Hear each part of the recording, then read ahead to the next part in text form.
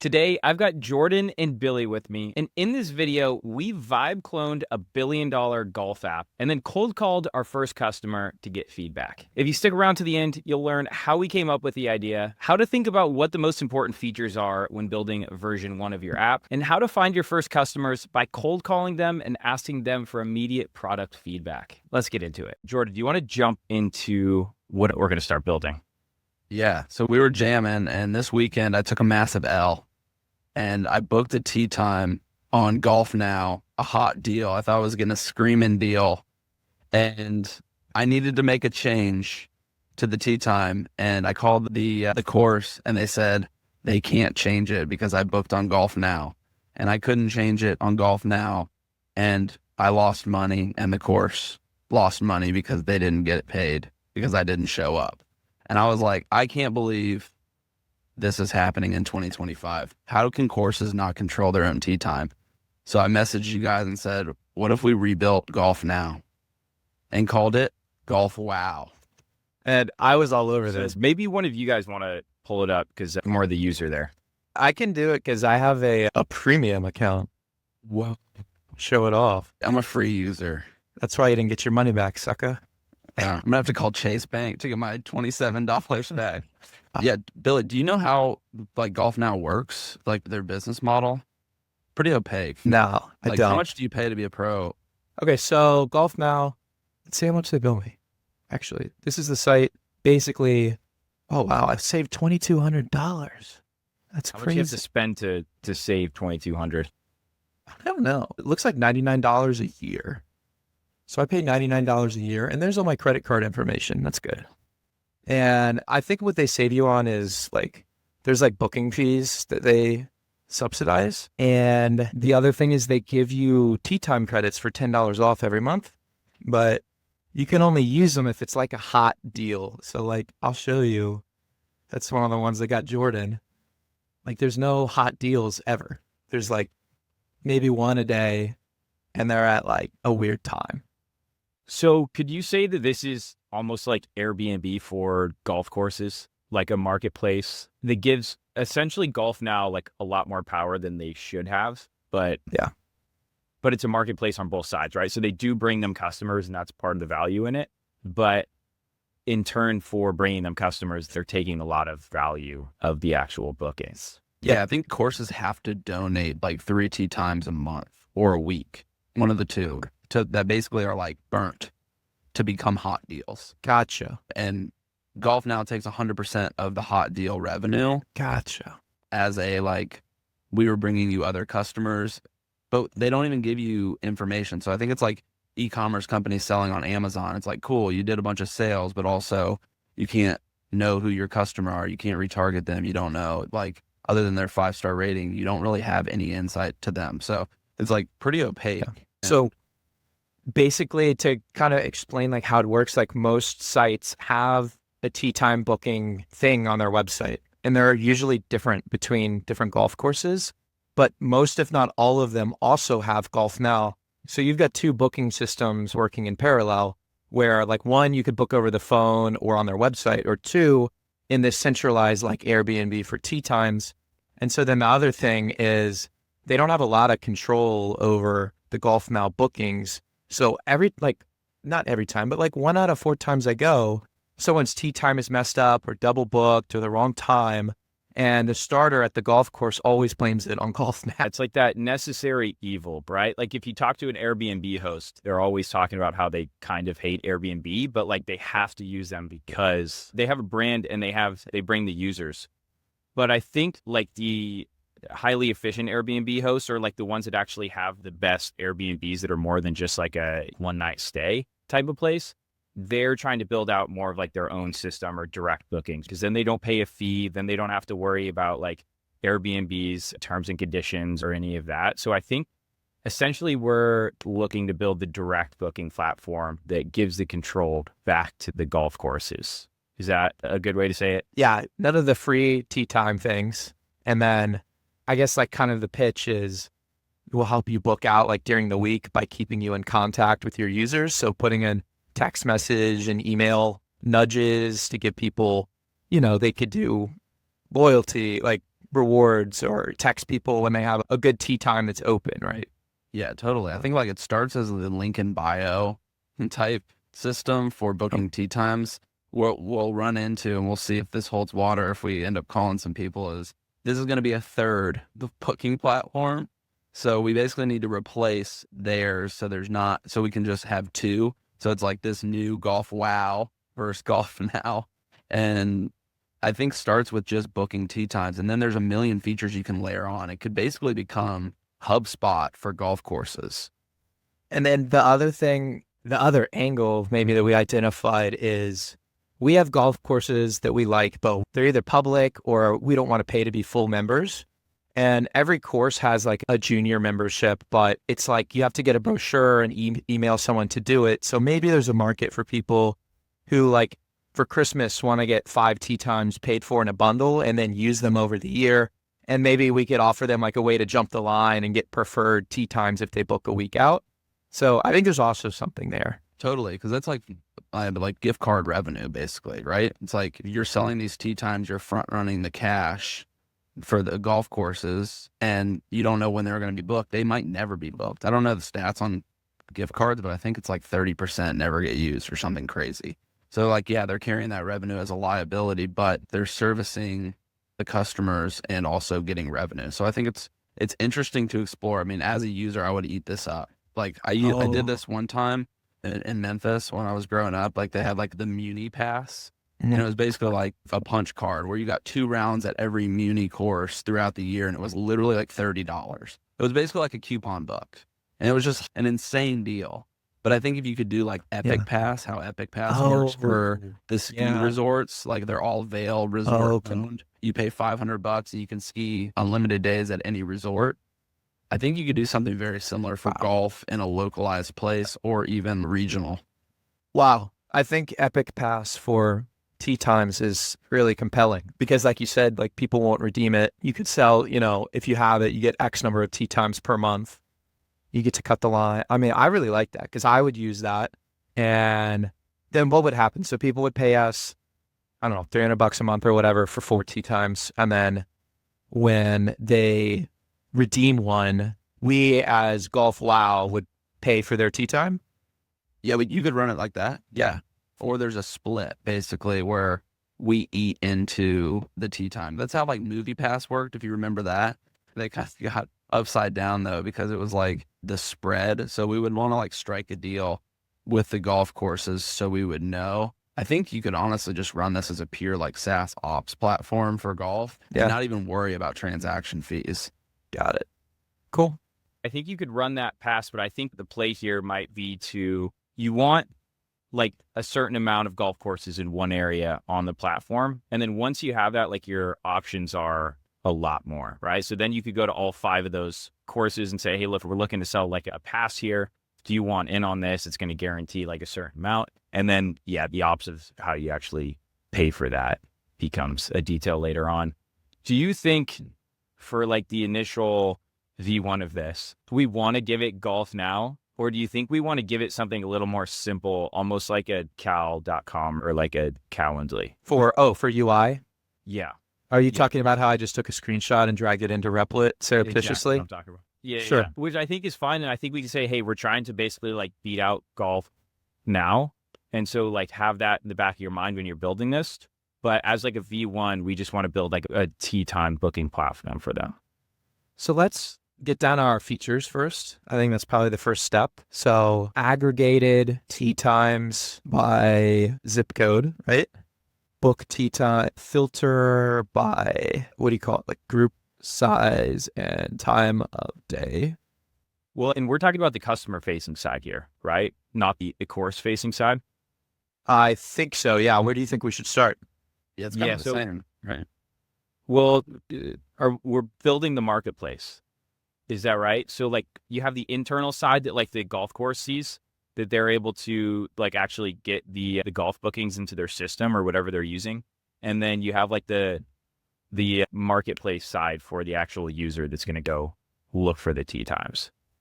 Yeah. So I was talking about this on like a strategy call with someone the other day, and they're doing a 2-sided marketplace. And it gets kind of complicated when you do it all in one Replit. And so I told him like, maybe what you should do is deploy a front end that goes to a Replit, to a Postgres database or a Firebase, and then deploy like an admin side that's for like the golf courses, and then just put in that information for the database. So it's a shared database, but separate front ends for the apps. Do you guys think that makes sense? Yeah. And I think you could start with one or the other, right? Like, do we want to start with the back end for the courses, or do we want to start Probably with the front end? should, right? I think so. So the back end is going to need, okay, so what's really going to happen, like if we were built this for real, is they would need to sync it with their existing, whatever they manage, like what's on their 1999 computer in the clubhouse. But for now, I think maybe just like you can edit them or upload a CSV to put in when your tee times are. Yeah, I think it's like similar to how you schedule your Cal, like cal.com or Calendly. Like you could either link your Google Cal, or you can just go like, these are the ones that are available. And maybe we just like start with that, where it's like, hey, we're blocking out whatever, 9 a.m. to 12 p.m. on the weekdays that are going to be GolfWow tee times or something. Got it. I think that makes sense. Okay, so GolfWow backend dashboard. It's a high level of tee times open and booked for period. Okay, and then tee times in blocks on a calendar. Set dynamic prices based on volume of bookings, time of week, TC. Sick if they could upload like historicals, you know. Yeah, so that's another thing that I noticed is in Golf Now, like there's maybe one course that kind of dynamically does pricing.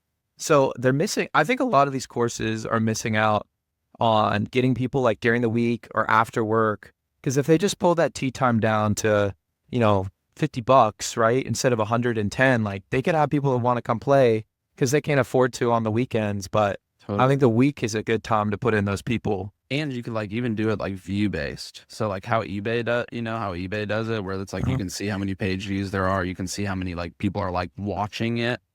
And like you could even fluctuate it algorithmically. I know that's probably like a V2, V3, but like I bet golfers would watch this site.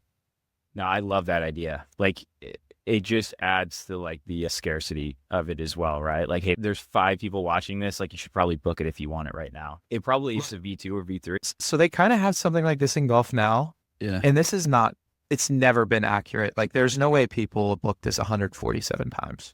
There's no way. Like it's just wrong. And this is run by NBC. In V1, we can just put static, just like hard coded into there to be like, there's 18 people watching this right now. Well, I think when people are thinking about this is a dual-sided marketplace, it's classic. This doesn't matter if it's, it's just a dual-sided marketplace. So you want to embed features into this thing that gets people coming back. You want daily active users because that's what your hook is to get these courses to even do all this work to switch everything over. So you want to be able to bring the golfers or the customers on a consistent basis. So thinking about those viral loops is whether it's V2, V3, V4, you're always going to have a chicken or the egg problem with marketplaces. So that's the other thing that I was just thinking is like, we're thinking of all these really cool growth hacker features, but we haven't called a golf course yet. Like maybe they truly just want something that A, that's not Golf Now, and B, works. And maybe has one extra thing like loyalty programs, right? Maybe like it is as bad as we think it is. I think so. I mean, that's my guess. It's like, would they just rip out the guts for a nice, easy to use UI? I bet they would. They just have no one calling them.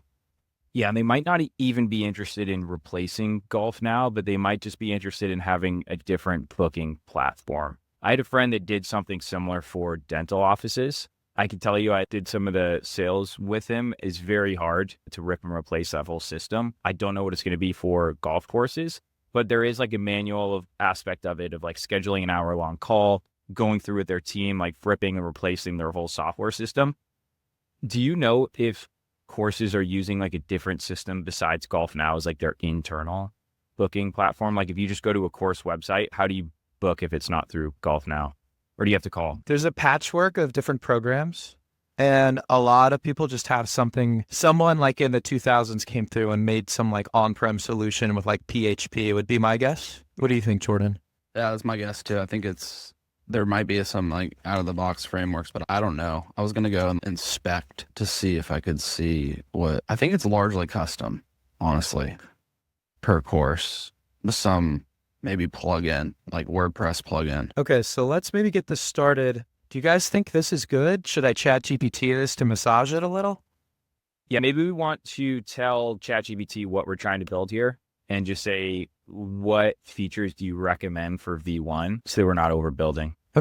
Looks like my home course uses WooCommerce, That's crazy. Yeah, WordPress. That makes sense. which you just know the people like working out of the back end of this want to cry every day. I've used WordPress and I've wanted to cry. I can't stand it, but most of the internet's built on it. It's crazy. It's insane. It's like 80% or something. Are we good with this, PRD? This looks like the schema for the database. Okay, I guess that makes sense.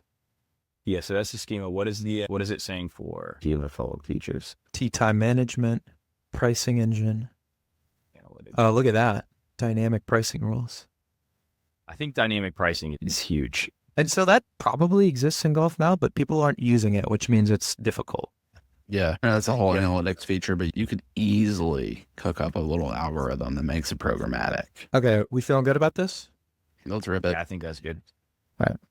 Bless and press. I think one thing that we can give to them as well is like all these community angles and the growth hacking side of things. Like it will be a pipe dream a little bit, but golf's very community based. Like if you look at Random Golf Club or Malbin Golf, you could go out to these types of groups that have a bunch of members and a bunch of following and try to strike deals with them. Yeah. And I think the pitch essentially is, for me, I don't know what it's like in Nashville, but in DC, every course is full on the weekend. You got to book at least a week in advance to get a good time. But during the week, it's like pretty open up, right? Which, get it, people have to work. But guys like us, like might go rip not. I'm going to actually play 9 later today, this afternoon with my dad. So I think one of the key pitches is, hey, we'll help you fill up your week with tee times so you can unlock all that revenue, right? That's 5 days a week that you could be making more revenue. Yeah, I think the SMS part of that is huge, right? So like if you have, and making it super easy for them as well, right? Because they don't want to become like marketing experts just to run this platform. So it's like, hey, you log in, you have 3 open tee times today. You just hit a button, it sends it to your whole list of SMS numbers that you have and sends them like an auto booking link that they can take those up. So you don't have any open tee times. That's smart. I think that's a really good go-to-market. You could also partner with these indoor simulator places that are popping up everywhere that you could get people on that list. Like, hey, do you want to subscribe? Like almost like the local newsletter. Same motion as a local newsletter, but it's like local golfers newsletter. It might actually be easier to go after those because they're like newer and they don't have the same solution since 1990 when they started their website. Like some of these courses, that might actually be like a separate go-to-market play. Also, another just annoying thing about the user experience in Golf Now is A, they put simulators in by default, and B, they don't make it clear when a course is like an executive course. They kind of hide that. An executive course is like a shorter par 3 or just shorter yardage course that most golfers probably don't want to play, at least without knowing. And so they kind of obscure that, and it's irritating. It's terrible. It should be jail time. Felony. Okay, it's looking pretty good so far. Yeah, I really like that the idea about the SMS though. Like as just the feature, it's like just select a couple tee times to start. Instead of switching you all over, just fill your empty inventory.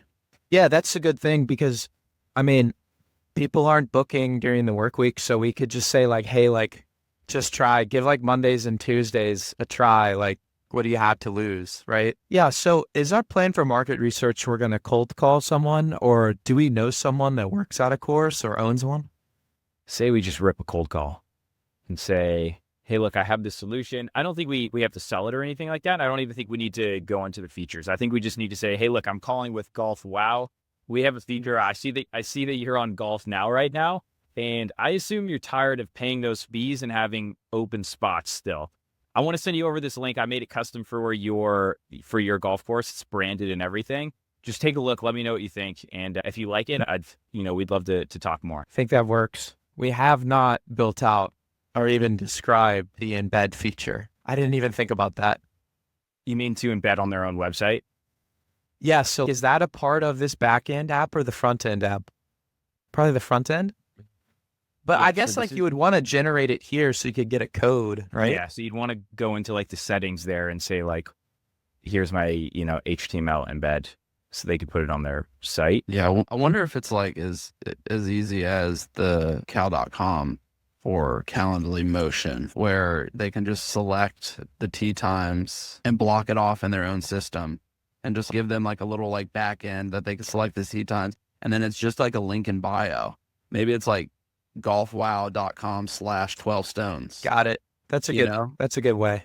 Where it's just like, cool, they can send this link out to in the SMS, be like, hey, we've got 3 slots open. Yeah, It's Monday. exactly. Check it out. No worries if you don't want to, but also reply stop. They don't want to just embed it.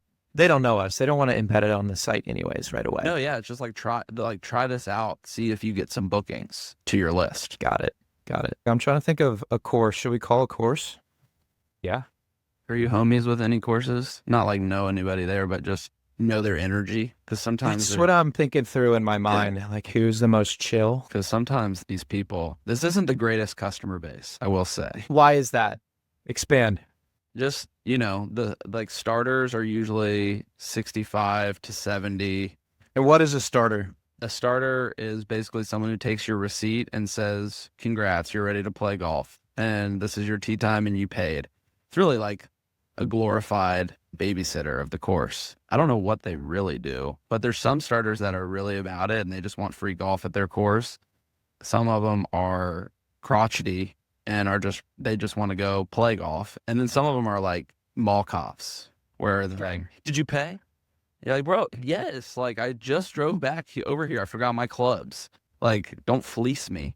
So it's an interesting group for the starter. And then the people in the clubhouse are usually very similar. They're either about it or they're like the course comp, where it might be completely wide open, but they're like, yeah, there's a 2-hour wait minimum. You're not walking on. You can just go home. And you just sit out there and like, I haven't seen anyone come for 30 minutes. Can I just go? They're like, yeah, for sure. It's just like this weird, like they want to feel like powerful. Like the Karens of the course. That better way to say it. Starters can be the best part of the course or the worst part for sure. There's not much in between. Okay. So I might just call the course I'm playing today because they're pretty chill. What do I need to do? Just say, hey, we're doing some market research. Do you mind answering some questions? I say we try to sell them. Not sell them on like actually buying this, but sell them on like taking a look. I just mean for recording purposes. Like I need to say something up front, right? No, I don't think so. I know I'm allowed to record people without their consent, but as like a normal human, like I should say something, right?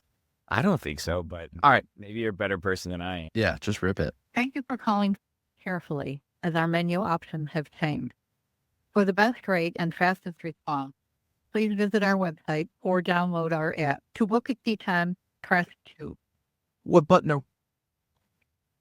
Press 6. Golf Wow. Some vibey music. Record your message and press pound, or press star to contact the operator. Hey, Chuck, I'm calling from GolfWow. We're just a startup doing some market research on tee time bookings.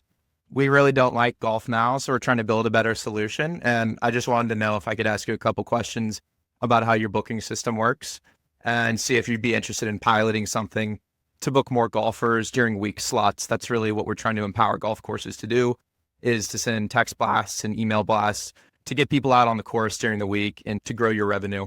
My name's Billy, and you should be able to just call me back at this number. Thanks. Well, so we got a voicemail. Yeah. I think that's the right person to talk to, though, versus just someone in the clubhouse, right? Probably. Yeah, like you get like a young and hungry person in the clubhouse that's like trying to work at the course. Like, there's always that young guy that's working the clubhouse hoping to move up.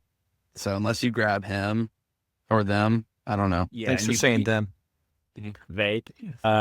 Yeah, I think you could also get them and say like, hey, who's the best person to speak to, and send them over just the links. or get like the correct person to send it to, and then follow up with them a bunch. Should I try another one? Yeah, I say so. I mean, You guys, it's illegal for you to do this. yeah. I also have a Seattle, Washington number, so it would be pretty sketch me calling that. Okay, we're looking for ones with the best vibes. Oh, should I call the military bases golf course? Get a government contract. That would be Some huge. big bucks, baby. Yeah, we'd like to handle all the bookings for governmental golf. Okay. I'm calling another one. Hey, is there like a GM or someone I could talk to? I'm doing some market research on tee time software. You get 10 9-hole rounds I got some questions lined up from ChatGPT. or visit our website. Hey, sorry, what's your name? Hey, this is Billy. I'm doing some market research on tee time software and was wondering if I could ask you some questions about what you're using right now. Oh, on software, yeah, we're using Easy Links. Easy Links, okay. And do you guys use Golf Now? Yeah. Okay. They were actually, they used to be, years ago, it used to be called IBS, Integrated Business Systems or Solutions or something like that. And so I started with them, and then they got bought out by Easy Links, and then I think Easy Links is part of Golf Now. Okay, I see. And yeah, so we're really trying to like make a better experience from Golf Now because we hear a lot of starters and people in the clubhouse complain about it. Do you have any issues with it? Not really. I mean, a lot of people, they've got quite the business. So I was pretty much, the last in my area to convert over to Golf Now. I don't know, it's probably been 10 years ago or so. But yeah, they handle all. We use their search engine for all our online tee times. And we barter a couple tee times, each day to cover the software and the automation and all that stuff. And then, we do a partner share agreement where those tee times we barter, we get 50%, they get 50%. So. Got it. Okay, that makes sense. I don't know that everybody did that because when I got on board, I wouldn't get on board with them unless I could get a share of the tee time. I was like, well, I'll. So I would, because I was the last one to kind of hold it out. I think I was able to negotiate that and to buy it. But I think some of the people that way back when were having issues and stuff, I think it was just because they were totally giving them that tee time, and they weren't really getting any revenue out of it. I mean, granted, they were getting the software and the automation and stuff like that, but I think that was part of the problem with it. Sometimes they were booking the tee time, the barter times for like next to nothing. So Right. It devalued their course when they were seeing. Oh, I barter see. time. You know what I'm saying? I mean, Yeah. might have been like whatever your rate was, then all of a sudden they offered it for $15 or something crazy. And people Yeah. were screaming and going, I'm not a $15 golf course. So then I think eventually they put into their contracts there was a floor that you had to at least be at this level. Gotcha. To kind of protect. So, yeah, I think, like I said, I haven't had as much issue with other people. But again, I think some of that was because I was kind of the holdout in my area. Gotcha. Interesting. I mean, that's super helpful. So what we really like, what we're building this for is for a better experience on like the golfer's side with booking, just make it cleaner and better. And then on your side, our goal is to help you book more tee times during the week because I feel like that's a need for most clubs. The weekend's full every week, but people aren't golfing during the week.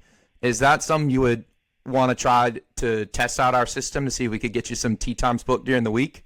I mean, I'm not really in a bad shape with Golf Now. I'm constantly working toward trying to up my side of the arrangement, and they're receptive to that. So, yeah, I'm not really a good one that hugely unhappy with them and stuff. I mean, I know they like I said, they've got a big portfolio. They take over pretty much the online booking market, and what I get a kick out of is people don't mind to pay that booking fee just to make the tee time because they pay like $2.49 a golfer. So for 4 golfers, you're paying $10 extra for those 4 people to make your tee time online versus pick up the phone and call. We've also, since COVID, roughly half the golfers are 35 years and younger. So, that age group is totally different than pre-COVID when we were 3/4 of our golfer were seniors. Yeah. And it's just people that are that age. They're ordering from apps and online, doing shit all the time. It doesn't matter if they're ordering from pizza online or groceries. I mean, that's the wave of the future for a lot of the younger generations. It's a different market. It's a different customer per se. I mean, I used to say, well, the online's good for somebody that works all day and doesn't get home at 10 o'clock at night. When they get home to golf, the pro shop's closed, so they can't call. Yeah. So that's cool, but no, I think it's just the younger generation. I mean, there are, and I get emails for every confirmation, every booking reservation. The next morning at 6:75 in the morning, I get 10 or 12 emails. When the weather's nice, and the day is beautiful for the next day. And I'm like, shit, do people don't sleep? They just book golf? And it's not everybody. I mean, we still get a shit ton of people that just walk up that, they don't make reservations. So we can never just go by our tee sheet and we have to almost double. And they say we got 80 people on the tee sheet, and by the end of the day, we've done 160 people. So that's just us here. And I've been here 18 years, so I've got a good handle on this property. But yeah, no, I appreciate your call, and I hope I've helped enlighten you a little bit on golf now and stuff and what I use. Yeah. I think, like I say, you'd be better off getting somebody that's really struggling with Sure. it and get them to give you some things they're struggling with. Okay. Wow. Okay. Well, thanks. I mean, that was super helpful. Do you have any ideas of like a club that maybe is struggling that you know about that we could call? No, I don't. I just know it's common to hear people talking about in the golf business in general. Some of them, they like it, but then it's like a love it or hate it type thing. And then others feel like they're getting too much off of it. But it's one of those things, like I said, that you guys have to realize that the whole demographic of the golfer has changed now. And so many of them book online, so you got to go with something like that. And golf now is, they're the top one in all of golf as far as online teams. Yeah. Well, thank you. That was super helpful. I'll let you know if we have any updates or if we can do anything for you. I appreciate it. You got it, buddy. Have a great day. Thank you too. Yo, We got a lot. well done, Billy. We got a lot of info. It wasn't well done. He said, No, it was well done because you got a ton of info, and like that was insight you can never get from ChatGPT. and guys, I unfortunately have to jump and go to my next call, but please like unpack this and talk about it because that was really interesting. Yeah. Okay. All right. Love you guys. Oh, what a legend. Okay, so here's the things that I thought were pretty interesting about that. I think we could have maybe sold them like, hey, look, can we just get 2 to 3 slots that you're not selling per week? Like, we'll give you all the revenue that we charge from there. Just like give us those. The other thing is like, it took him 10 years to convert to Golf Now. So like, this is not an easy guy to sell to, but once you get in, this is like dental offices or doctor's offices. Like they're extremely hard to sell to, but once you have them as customers, it's extremely sticky revenue, which is like a good thing. It's just hard up front, but like good things are hard. And then, the love it or hate it thing, like, I think that's just the market opportunity there, right? Like maybe 50% of people love it, but there's 50% that hate it. And those are the ones you need to find. And that's just going to take time and an outbound. And like, if there's a way to find courses that are struggling, there's got to be some way we can like back up data to figure out what courses aren't doing great. Then like, those are the first targets to go after. What do you think? Yeah, totally. I wonder if you could like scrape Golf Now and the gaps that are available, like the ones that basically don't ever get booked, just to see the discrepancy in the demand. But I think there is something here for sure. And there's a lot of ways to attack it. You don't necessarily need to get your revenue from the golf courses. So if I like what you said, if we could have got 2 or 3 slots for him to just dedicate an offer to like our audience that doesn't exist yet, but we could create an audience, whether it's a local newsletter in a region around golf, we just send a daily or weekly email about the available tee times. We could put them on a paid subscription. Maybe it's $49 a year just to get access to these in-demand deals, basically. Yeah.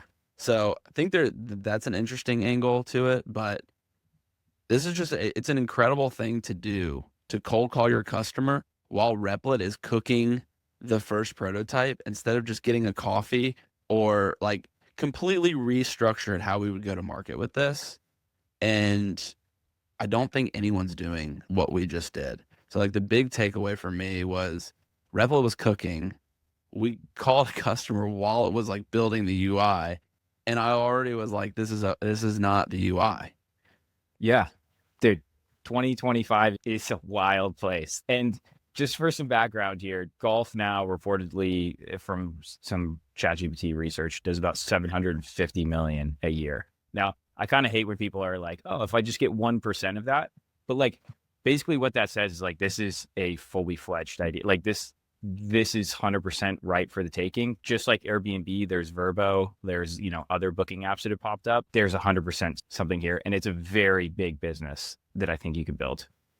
Agree. It's proven out. Don't reinvent the wheel. Maybe you go local with it.